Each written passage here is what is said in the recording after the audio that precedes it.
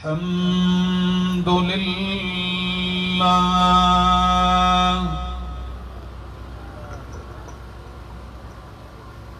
الحمد لله رب العالمين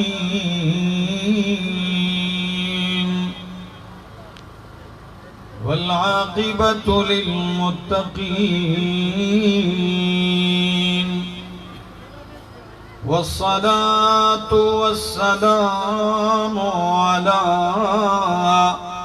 أشرف الأنبياء وإمام المرسلين وعلى آله وأصحابه وأهل بيته أجمعين. أما بعد فأعوذ بالله من الشيطان الرجيم. بسم الله الرحمن الرحيم. وإنه لتنزيل رب العالمين نزل به الروح الأمين على قلبك لتكون من المنذرين بلسان عربي مبين. وإنه لفي زبر الأولين. وقال تعالى: إنا نحن نزلنا الذكر وإنا له لحافظون. وقال النبي صلى الله تعالى عليه وسلم: إن الله يرفع بهذا الكتاب أقواما ويزع به آخرين. وقال النبي صلى الله تعالى عليه وسلم: خيركم من تعلم القرآن وعلمه. سبحان ربك رب العزة عما يصفون وسلام على المرسلين والحمد لله رب العالمين. نہ ہو کیوں اسلام ممتاز دنیا بھر کے دینوں میں، نہ ہو کیوں اسلام ممتاز دنیا بھر کے دینوں میں، وہاں مذہب کتابوں میں، یہاں قرآن سینوں میں.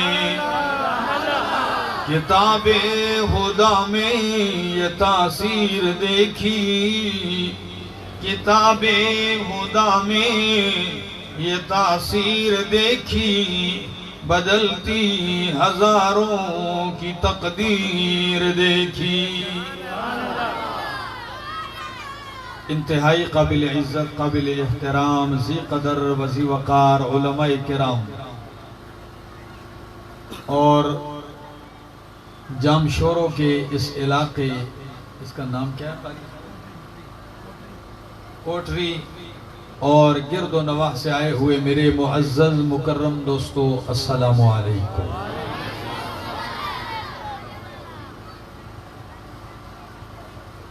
کراچی سے سفر کیا اور آپ کے پاس پہنچا ہوں. قرآن کریم کی محفل ہے اور مجلس ہے،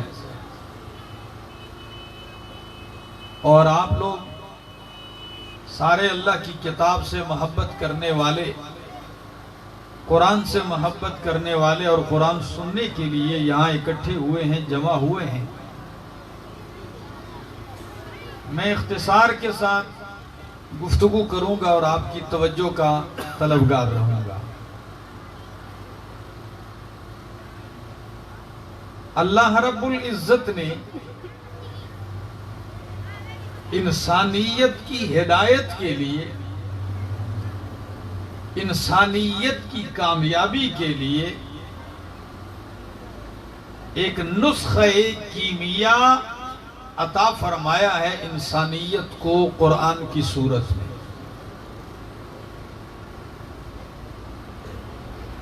لوگ بیمار تھے سارے، میری باتیں سمجھ میں آ رہی ہیں؟ بچوں کو بٹھا دیں، بیٹا بیٹھ جاؤ بیٹھ جاؤ بیٹھ جاؤ، میری طرف توجہ کریں، باتیں نہیں کریں تھوڑی دیر کے لیے، ٹھیک ہے نا، تاکہ میں اپنی بات آپ کو سمجھا سکوں، کچھ کہہ سکوں۔ اتنا طویل سفر کر کے آیا ہوں، اور آپ گھروں کو جائیں تو کچھ لے کے جائیں۔ جب انسان بیمار ہوتے ہیں تو لوگ کیا کرتے ہیں؟ ان کا علاج کرتے ہیں۔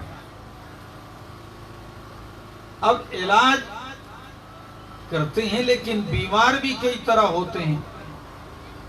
ایک قسم کی بیمار وہ ہوتے ہیں کہ جن کو پتا ہے کہ مجھے بیماری ہے اور مجھے ڈاکٹر کی بھی ضرورت ہے، اور وہ اس تلاش میں رہتا ہے کہ کوئی مجھے اچھا سا ڈاکٹر اور طبیب ملے کہ میں اس سے اپنا علاج کروا دوں۔ تو ایسے مریض کو ڈاکٹر بھی مل جاتا ہے اور علاج آسان بھی ہوتا ہے، اس لیے کہ اس کو بیماری کا پتہ ہے، احساس ہے کہ میں بیمار ہوں۔ اور ایک قسم کے لوگ وہ ہوتے ہیں بیمار کہ جو ہوتے تو شدید بیمار ہیں، لیکن ان کو یہ احساس نہیں ہوتا کہ میں بیمار ہوں، بلکہ احساس تو کجا کہ اگر انہیں آپ کہیں کہ بھائی صاحب آپ بیمار ہیں، آپ کو علاج کی ضرورت ہے، تو وہ معالج اور ڈاکٹر سے لڑنے کو تیار ہوتے ہیں، لیکن اپنی بیماری تسلیم کرنے کے لیے تیار نہیں ہوتے۔ تو اب ایسے بیماروں کا علاج مشکل ہوتا ہے۔ کیا ہوتا ہے؟ اس لیے کہ وہ آپ سے لڑے گا، مارے گا آپ کو کہ آپ مجھے بیمار کہتے ہیں۔ مکے کے مشرکین اور کفار وہ بھی تقریباً ایسا ہی طبقہ تھا جن کو احساس ہوتا گیا، وہ خود بخود تسلیم کرتے گئے، قرآن سے علاج کرواتے گئے۔ اور ایک طبقہ بیماروں کا وہ تھا کہ جو کہتا تھا نہیں ہم ٹھیک ہیں، ہم حق پر ہیں، ہم سچ پر ہیں، اور اپنی کمی کا ان کو کوتاہی کا اور گمراہی کا احساس تک نہیں تھا۔ اللہ نے اپنے پاک پیغمبر سے فرمایا میرا پیغمبر ایسوں کا علاج کرنا ہے، ایسے بیماروں کا علاج کرنا ہے۔ یا اللہ میں علاج کروں گا، نسخہ کیا ہے؟ فرمایا وَنُنَزِّلُ مِنَ الْقُرْآنِ مَا هُوَ شِفَاءٌ وَرَحْمَةٌ لِّلْمُؤْمِنِينَ۔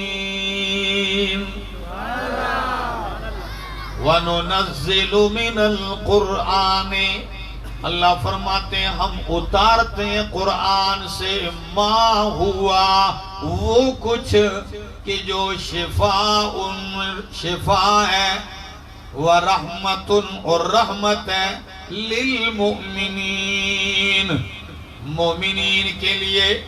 میرا پاک پیغمبر شفا، میں نے قرآن کو بنایا ہے، قرآن شفا ہے، اور اس دوائی کو لے کر میرا پیغمبر، میں نے معالج اور طبیب آپ کو بنایا ہے۔ اس قرآن شفا کے ذریعے سے لوگوں کا علاج کرتے جائیے۔ کوئی شرک کی بیماری میں مبتلا ہے تو توحید کی دوائی دے کر ان کا علاج کیجئے۔ کوئی کفر میں مبتلا ہے تو ایمان اور اسلام کی دوائی قرآن سے تجویز کیجئے۔ کوئی جاہلیت میں مبتلا ہے، جہالت میں، تو قرآن سے علم کے نسخے دیتے جائیے۔ کوئی بد اخلاقی میں مبتلا ہے تو قرآن سے اخلاق کے نسخے بتاتے جائیے اور ان کے اخلاق کا علاج کرتے جائیے۔ قرآن مکمل شفا بن کے آیا ہے، اور اللہ پہ پاک پیغمبر سے کہتے ہیں یا ایھا الرسول بلغ ما انزل الیک من ربک، میرا پاک پیغمبر بلغ، کیا کر؟ بلغ، تبلیغ کر، پہنچا میرا پاک پیغمبر قرآن۔ کس چیز کی تبلیغ؟ وَا أُنزِلَ إِلَيْكَ مِن رَبِّكَ، اس قرآن کی تبلیغ کر جو آپ کی طرف اتارا گیا ہے۔ وَإِن لَّمْ تَفْعَلْ فَمَا بَلَّغْتَ رِسَالَتَهُ، اگر تو نے قرآن نہیں پہنچایا میرا پاک پیغمبر تو سمجھ لیجئے تو نے رب کا پیغام نہیں پہنچایا۔ میرے مالک، جب لوگ مخاطب ایسے ہیں کہ وہ بیماری تسلیم ہی نہیں کرتے، لڑائی پہ اتر آئے ہیں، میرے قتل کا منصوبہ بنا دیا ہے، دار الندوہ میں کبھی اکٹھے ہوتے ہیں، کبھی کہاں میٹنگ ہے، کیسے راستہ روکا جائے، کس طرح ان کو منع کیا جائے۔ اللہ فرماتے ہیں میرا پاک پیغمبر واللہ یعصمک من الناس، یہ آپ کی ذمہ داری نہیں، قرآن سنانا آپ کا کام ہے اور آپ کی حفاظت کرنا میں اللہ کا کام ہے۔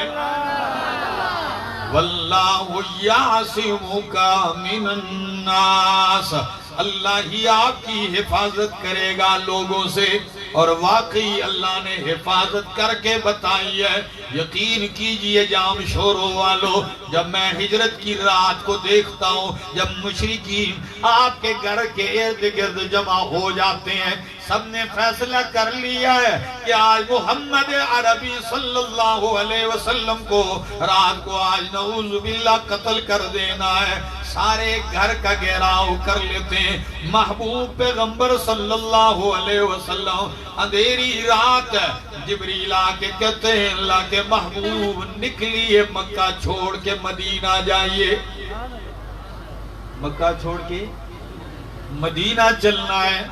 جبریل آج کی رات نکلنے کا حکم ہے، جبکہ میرا گھر تو سارے طرف سے گھیرا ہوا ہے، میں تو دشمنوں کی تلواروں کی آواز بھی سن رہا ہوں اور ان کی گفتگو بھی سن رہا ہوں، سب نے ہر طرف سے گھیرا ہوا ہے۔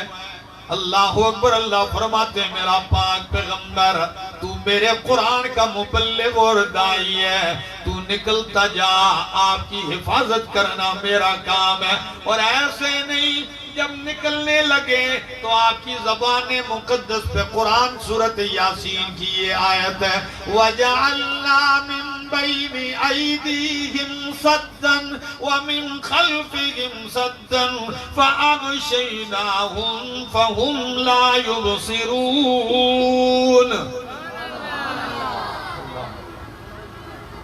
یہ آیت مقدس آپ کی زبان مقدس پہ ہے، اور آپ نکلتے ہیں، ریت یوں اٹھا کے اللہ فرماتے ہیں پھینک دیجئے، مشرک آنکھیں ملتے رہ گئے، آپ ان کے سروں پہ مٹی ڈال کے نکل جاتے ہیں، انہیں پتہ تک نہیں چلتا۔ واللہ یعصمک من الناس، میرا پاک پیغمبر بلے سارا جہان اکٹھا ہو جائے، جب آپ کا محافظ اللہ ہوگا تو آپ کا کچھ بھی بگاڑ نہیں سکتے۔ شاعر کہتا ہے مدعی لاکھ برا چاہے تو کیا ہوتا ہے، مدعی لاکھ برا چاہے تو کیا ہوتا ہے، وہی ہوتا ہے جو منظور خدا ہوتا ہے۔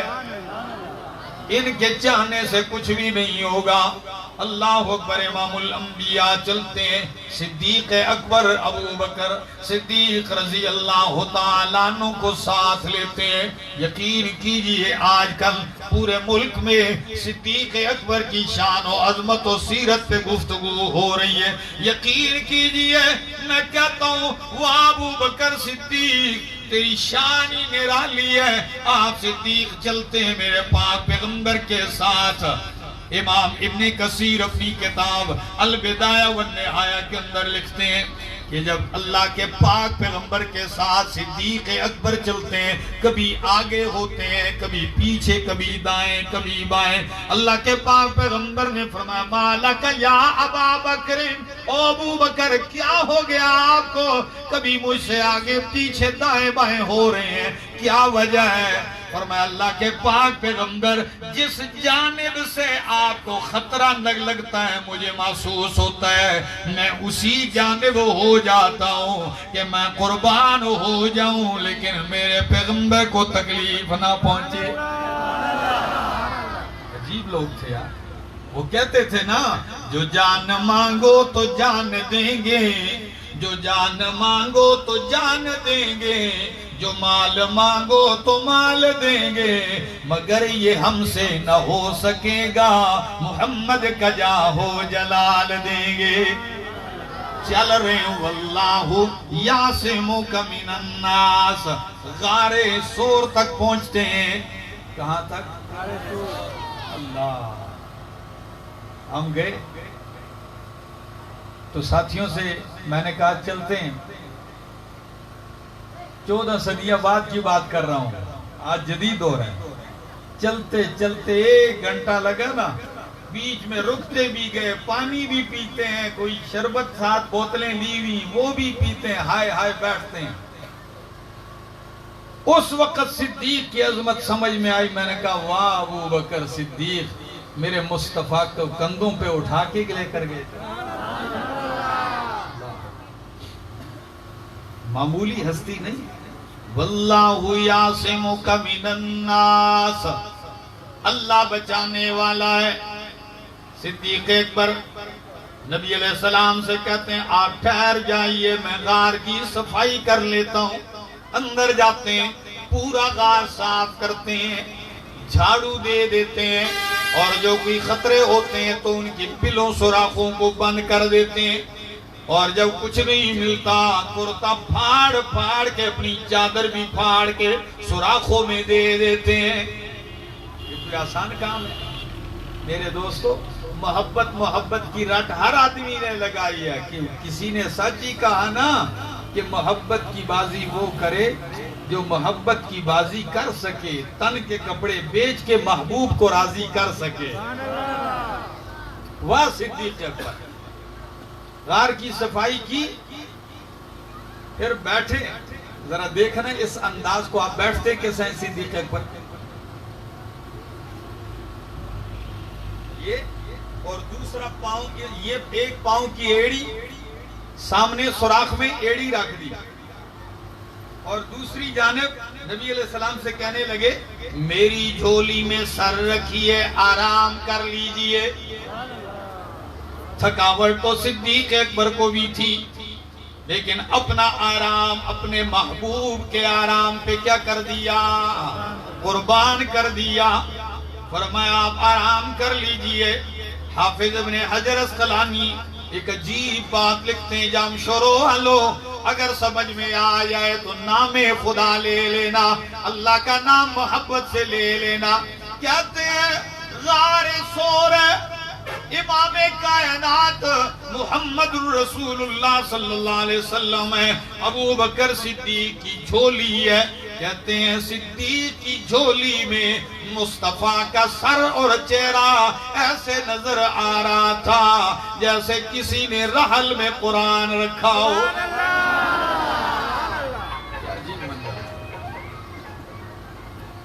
3 دن 3 راتیں غار میں گزاری، مشرک ڈھونڈتے ڈھونڈتے، مکے کے کافر ڈھونڈتے ڈھونڈتے غار تک بھی پہنچ آئے، لیکن اللہ نے پیغمبر کی کیا کی؟ بولو واللہ یعصمک من الناس، اللہ آپ کی حفاظت کرے گا۔ میرا پاک پیغمبر قرآن سناتے جائیے۔ 3 دن ہو گئے، جب تیسرے دن نبی علیہ السلام صدیق اکبر کو لے کے آگے نکلتے ہیں غار سور سے۔ ادھر مکے میں میٹنگ بیٹھی ہے، سر کی بولی لگ گئی، قیمت لگ گئی کہ جو دونوں ساتھیوں کو گرفتار کر کے لائے یا قتل کر کے سر لائے گا، تو ایک آدمی کو سر کی قیمت 100 اونٹ انعام. ہر آدمی کی قیمت، سر کی قیمت، نبی علیہ السلام کی اور صدیق اکبر کی سر کی قیمت 100، دوسرے شخص کی سر کی قیمت 100، 200 اونٹ انعام ہے. اتنا بڑا انعام حاصل کرنے کی تو سب کو تمنا تھی کافروں کو. تو جب 3 دن کے بعد نبی علیہ السلام وہاں سے چلنے لگے، کسی نے آ کے محفل میں بتلا دیا مکے والوں کو کہ جن 2 آدمیوں کو تم ڈھونڈ رہے ہو ان کو تو میں نے ابھی دیکھا ہے، فلاں بستی فلاں علاقے سے جا رہے ہیں، فلاں راستے سے جا رہے ہیں. سراقہ بن مالک ادھر موجود تھا، لالچ میں آ کے نہیں، وہ میں ان کو جانتا ہوں، وہ فلاں 2 آدمی تھے، نبی علیہ السلام کے بارے میں کہا وہ نہیں تھے. یہ کیوں کہا؟ کہ کوئی اور انعام نہ حاصل کرے. سب کو مطمئن کیا اور خود جلدی سے گھر گئے. تیر اٹھاتے ہیں، نیزہ تلوار لیتے ہیں، گھوڑا بگانا شروع کر دیا. چلتے چلتے اللہ کے پاک پیغمبر کو اور یار غار ابو بکر صدیق کو پا لینے لگے. بالکل پیچھے سے قریب ہو گیا، یہاں تک کہ سراقہ کہتے ہیں نبی علیہ السلام کی تلاوت کی آواز بھی مجھے آ رہی تھی. اب قرآن پڑھتے جا رہے تو ابو بکر صدیق نے ایک جملہ کہا، فرمایا اوتینا یا رسول اللہ، اے اللہ کے پاک پیغمبر ہم تو پکڑے گئے ہیں، دشمن یہ آ پہنچا ہے. نبی علیہ السلام پیچھے نہیں دیکھتے، فرمایا کلا ابو بکر نہیں، یہ ہمیں نہیں پا سکتا. سر اٹھاتے ہیں اور کہتے ہیں اللہم اکفنا بما شئتا، اے اللہ جس طرح تیرا جی چاہے تو ہماری کفایت حفاظت کر لے. جملے کہنے کی دیر تھی، سراقہ گھوڑے سے منہ کے بل نیچے جا گرتا ہے. نیچے گرا، گھوڑا دنسا دیا اللہ نے. تفصیل نہیں کر رہا، معافی مانگنے لگا، معاف کر دی. نبی علیہ السلام کو ترس آیا، اس وقت بھی جو جان لینے آیا ہے اس کی بھی یہ حالت دیکھی. جب وہ معافی مانگ رہا ہے تو کیا کہہ دیا؟ جاؤ میں نے معاف کر دیا. جو ہی سراقہ آزاد ہوا، تیر نکالا اور نبی علیہ السلام کی طرف پھینک کے کہنے لگا یہ میرے ہاتھ کی نشانی رکھ لو، آپ کے راستے میں میرا غلام اونٹ بکریاں چرا رہا ہے، جتنے اونٹ تمہیں چاہیے لے لو. پہلے انعام لینے آیا، اب تیر دے کے کہتا جتنے تمہیں چاہیے لے لو. نبی علیہ السلام نے تیر اٹھا کے واپس دے دیا. تیر اپنا پاس رکھ، لیکن اتنا خیال کر ہمارا راز کسی کو بس بتانا نہیں ہے کسی کو. تو پھر میں کیوں نہ کہوں کہ قرآن نے کہا میرا پیغمبر قرآن بیان کرنا تیرا کام ہے اور آپ کی حفاظت کرنا میرا کام ہے. اللہ نے حفاظت کی جام شوروں والوں کی نہیں کی. اللہ ایسے حفاظت کرتا ہے، لیکن ڈیوٹی لگائی ہے، کام آپ کا رب کا قرآن سناتے جائیے. بلغ ما انزل الیک من ربک. میں کبھی کبھی حیران ہوتا ہوں، سارا دن میرا پاک پیغمبر مکے کی سرزمین ہے، سارا دن آپ پتھر بھی کھا لیتے ہیں، اتنے پتھر برستے ہیں کہ آپ کے سر کا خون نالین مبارک میں جا کے جم جاتا ہے، سارے کپڑے خون میں رنگین ہوتے ہیں، لیکن کھڑے ہو کے یہی صدا لگا رہے ہیں یا ایوہ الناس قولوا لا الہ الا اللہ. اے لوگو یہ پیغام مان لو، یہ کلمہ پڑھ لو کہ لا الہ الا اللہ، نہیں ہے کوئی الہ حاجت روا الا اللہ. اگر ہے تو جام شروع والو کون ہے؟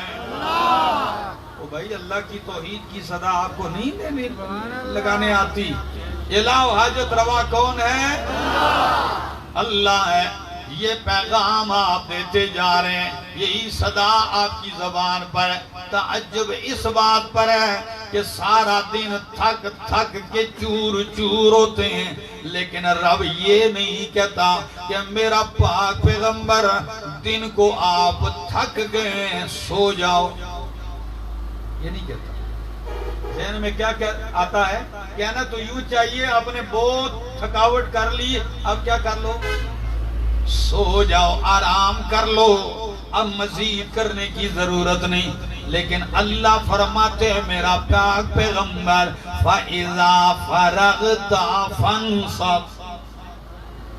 اللہ علماء بیٹھے ہیں، اللہ یہ نہیں فرماتے ہیں اِذَا فَرَغْتَ فَنَمْ، جب فارغ ہو جائیں تو سو جائیں، نہیں فرمایا اِذَا فَرَغْتَ فَانْصَبْ، جب آپ فارغ ہو جائیں تو فَانْصَبْ، محنت میں لگ جائیں۔ یا اللہ عجیب حکمت ہے، عجیب انداز ہے اس آیت کا، جب آپ فارغ ہو جائیں تو فَانْصَبْ، خوب محنت میں لگ جائیں، خوب محنت کریں۔ یا اللہ تو یہ فارغ بھی تو محنت سے ہی ہوں گے نا، وہ بھی تو محنت ہے۔ تو مفسرین بہت توجیحات کرتے ہیں، ایک توجیہ یہ بھی ہے کہ میرا پاک پیغمبر جب دن میں لوگوں کو قرآن سنا کے ان کی ہاتھوں سے پتھر برداشت کر لیں، ان کے تانے آوازیں اور بری باتیں سن کے جب آپ ان کو توحید سنانے سے فارغ ہو جائیں تو فَانْصَبْ، پھر رات کی تنہائیوں میں خلوتوں میں میرے سامنے کھڑے ہو کے محنت شروع کر دے۔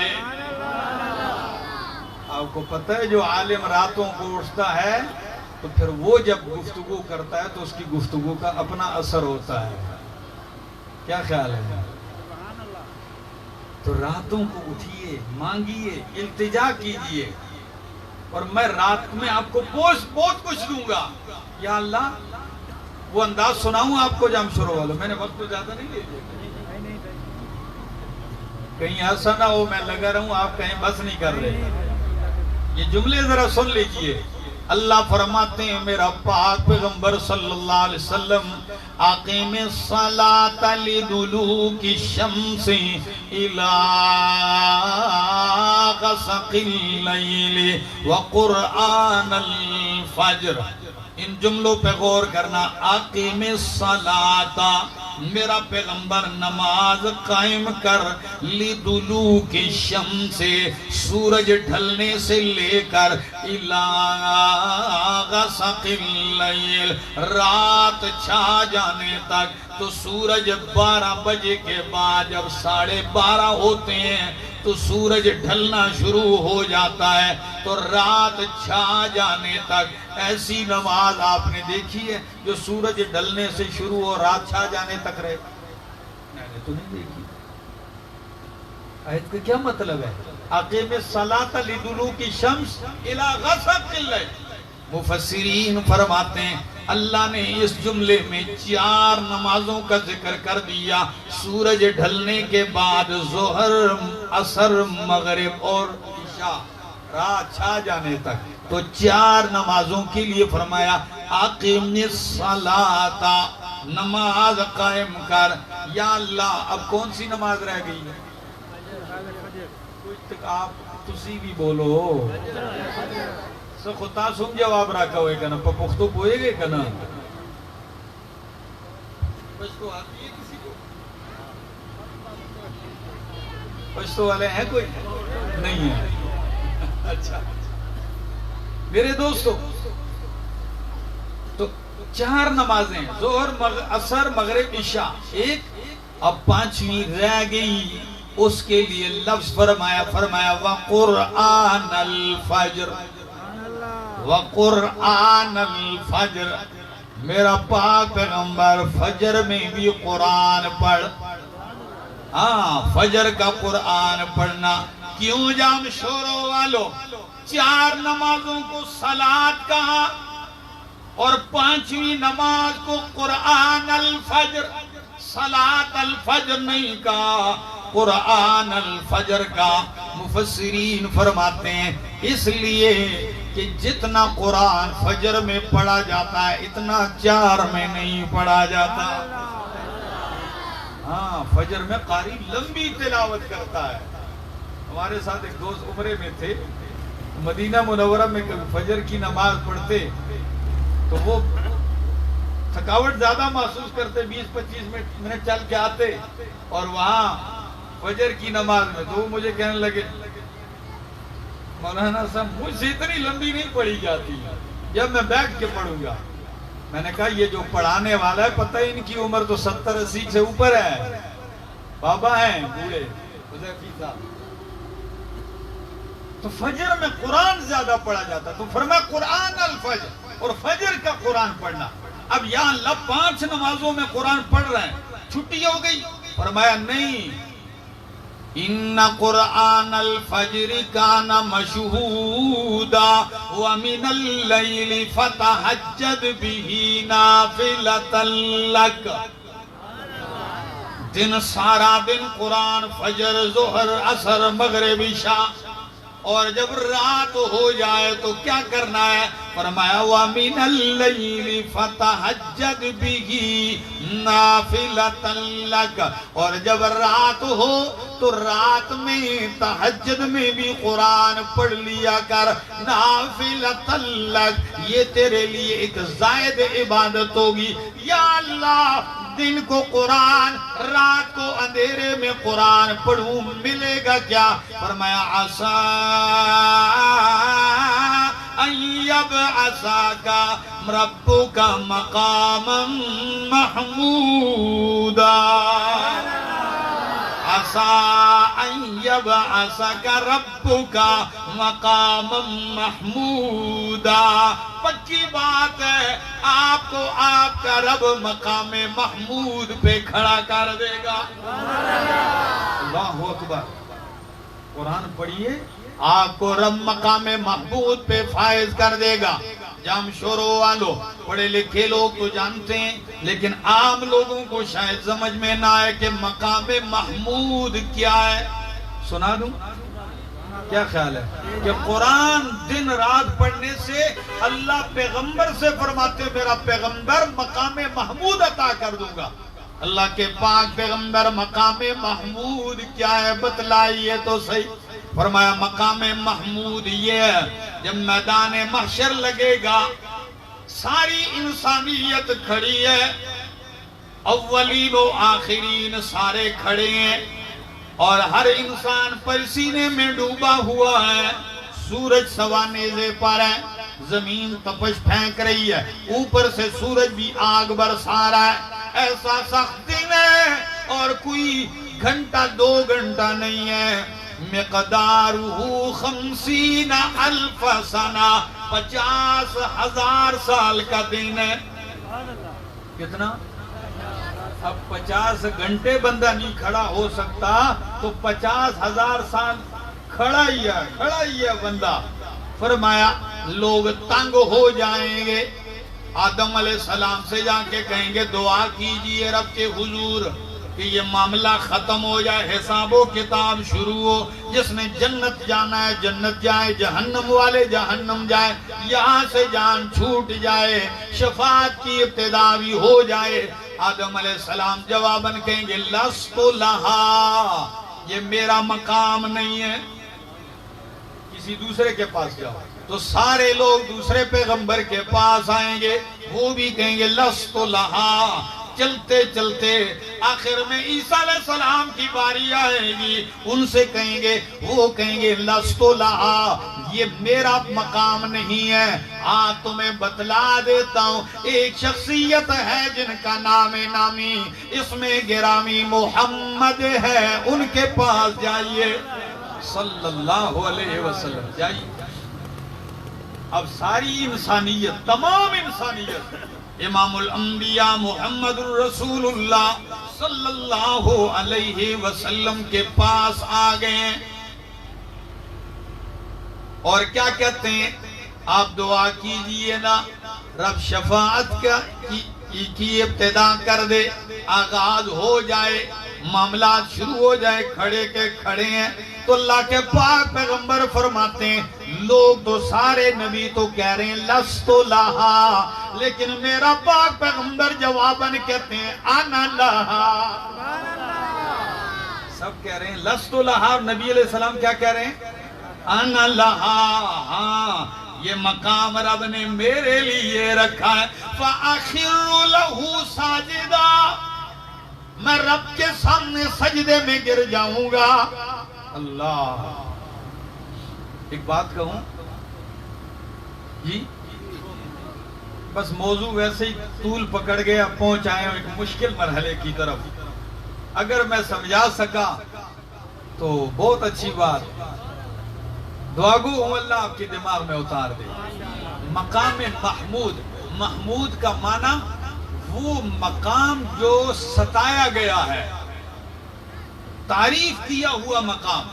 تم مقام جس پہ کھڑے ہوں گے اس مقام کا نام مقام محمود ہے، اور اس پہ جو کھڑے ہونے والے ہیں ان کا نام محمد ہے۔ اللہ اکبر، عجیب جوڑ ہے۔ تو آپ فرماتے ہیں فَأَخِرُّ لَهُ سَاجِدًا، میں رب کریم کے سامنے سجدے میں گر جاؤں گا۔ وَيُلْهِمُنِي رَبِّي مَحَامِدَهُ لَمْ تَحْضُرْنِي الْآن، فرمایا رب مجھے اس وقت اپنی وہ تعریفیں میرے دل میں ڈالے گا، میں ان تعریفی کلمات سے رب کی اتنی حمد و ثنا کروں گا، اتنا روؤں گا کہ رب کی رحمت جوش میں آئے گی۔ اللہ فرمائیں گے ارفع رأسک یا محمد، میرا محبوب سر اٹھائیے سجدے سے، سل توتا وشفا تشفا قل تسمع، میرا پاک پیغمبر بولیے آپ کی بات سنی جائے گی، کہیے آپ کی بات مانی جائے گی، آپ سفارش کرتے جائیں میں بخشتا جاؤں گا۔ وشفا تو شفا، علماء بیٹھے ہیں، میں نے بڑا غور کیا، ایک بیان کیا اس کی تیاری کے لیے، میں نے اس پہ غور کیا، ایک بات سمجھ میں آئی کہ مقام محمود اور مقام محمود کے دھولا میرے محمد صلی اللہ علیہ وسلم، ان کو بھی محمد واقعی اسی لیے کہا گیا، اور اس مقام کو مقام محمود اس لیے کہا گیا۔ جام شروع والو ایک جملہ کہنے لگاؤں، ساری کائنات، ساری کی ساری انسانیت کھڑی ہے خاموش، اور محمد اکیلا سجدے میں ہے۔ عجیب منظر نہیں ہے، تمام انسانیت کیا ہے؟ کھڑی ہے، اور محمد عربی سجدے میں ہے، یہی مقام محمود ہے۔ اللہ، کیوں؟ جو تعریف آپ نے کی اس وقت کوئی نہیں کر رہا، سارے کھڑے ہیں، سجدے میں آپ ہیں۔ تو دوسرا جملہ کہنے لگا ہوں، جب رب اعلان کر دے گا کہ میرا پیغمبر سر اٹھائیے، آپ مانگتے جائیں میں دیتا جاؤں گا، تو فَيَحْمَدُهُ أَهْلُ الْمَوْقِفِ كُلُّهُمْ، اس وقت سارے محشر میں جتنی انسانیت کھڑی ہے وہ ساری میرے محمد کی تعریف میں رب اللسان ہو جائے گی۔ یہ ہے محمد صلی اللہ علیہ وسلم۔ فرمایا قرآن پڑھیے، عَسَىٰ أَن يَبْعَثَكَ رَبُّكَ مَقَامًا مَحْمُودًا۔ تو میں بات کر رہا تھا کہ آپ مانگیے میں دیتا جاؤں گا۔ ان جملوں میں فرق سمجھ میں آ رہا ہے؟ پہلے سجدے میں گرے تو بتا دیا، جتنا بھی کوئی تعریفوں کے لائق ہو جائے، سجدہ پھر بھی صرف کس کے سامنے کرنا ہے؟ اللہ کے سامنے کرنا ہے۔ ساری کائنات سے زیادہ تعریفوں والا محمد بھی اسی کے سامنے سجدہ ریز ہے صلی اللہ علیہ وسلم۔ دوسرا جملہ کہنے لگا ہوں، جب سجدے سے سر اٹھوایا کہ اٹھیے میرا پیغمبر سر اٹھائیے، یہ نہیں کہا جو جی میں آئیے کرتے جائیے، نہیں، سل تو عطا قل تسمع وشفا تشفا۔ رب نے بتا دیا کہ خالق اور مخلوق میں فرق ہے، عابد اور معبود میں فرق ہے، معبود اور محبوب میں فرق ہے۔ وہ فرق کیا ہے؟ فرمایا میرا محبوب تو مانگتا جا میں دیتا جاؤں گا، تجھ سے بہتر مانگنے والا کوئی نہیں، مجھ سے بہتر دینے والا کوئی نہیں۔ مانگنا تیرے ساتھ اچھا لگتا ہے اور دینا میرے ساتھ اچھا لگتا ہے، آپ مانگتے جائیں اور میں دیتا جاؤں گا۔ عَسَىٰ أَن يَبْعَثَكَ رَبُّكَ مَقَامًا مَحْمُودًا۔ تو قرآن وہ شان والی، وہ مقام والی کتاب ہے۔ اب آپ کہیں گے مقام محمود تو صرف ایک شخصیت کو ملنا تھا اور وہ تھے امام الانبیاء صلی اللہ علیہ وسلم، ہمیں کیا ملے گا قرآن سے؟ بتاؤں؟ ہمیں مقام محمود تو نہیں ملے گا، لیکن مقام محمود والے پیغمبر کی شفاعت مل جائے گی۔ ہاں، یہ کمال ہے اس کتاب کا۔ اسی لیے میں نے شروع کے اندر جب آیت پڑھی کہ یہ عام کتابوں جیسی کتاب نہیں ہے کہ ایسے لکھی ہوئی آئی اور نبی علیہ السلام کو تھما دی گئی، نہیں، فرمایا انہو لتنزیل رب العالمین، یہ رب العالمین کی طرف سے اتاری ہوئی ہے، رب العالمین کی نازل کردہ ہے۔ کس نے اتاری ہے؟ لفظ وہی بولو جو قرآن والے ہیں تاکہ میں کچھ جملے کہہ سکوں اور آپ کو لطف آ جائے۔ فرمایا انہو لتنزیل رب العالمین، قرآن بھیجنے والا رب العالمین ہے۔ اچھا، تو لانے والا کون ہے؟ نزل بہ الروح الامین، تو لانے والا ہے وہ روح الامین یعنی جبریل امین ہے۔ علی قلبک لتکون من المنذرین، میں جملے کہتا ہوں، قرآن بھیجنے والا رب العالمین، قرآن لانے والا جبریل امین، اور قرآن جن کے دل پہ اترنے والا وہ ہے رسول امین۔ فرمایا علی قلبک، آپ کے دل پر۔ اور کس لیے قرآن آیا؟ لِتَكُونَ مِنَ الْمُنذِرِينَ، تاکہ تو ڈرانے والوں میں سے ہو جائے۔ لوگوں کو شرک کے انجام سے ڈرا، لوگوں کو کفر کے انجام سے ڈرا، لوگوں کو رب کی نافرمانی کے انجام سے، رب کے عذاب سے، رب کے گرفت سے ڈرا، خبردار کرتا جا میرا پیغمبر قرآن کے ذریعے۔ قرآن تو آیا اس لیے کہ لوگوں کو رب کی پہچان ہو جائے، لوگ رب کی بندگی میں لگ جائیں۔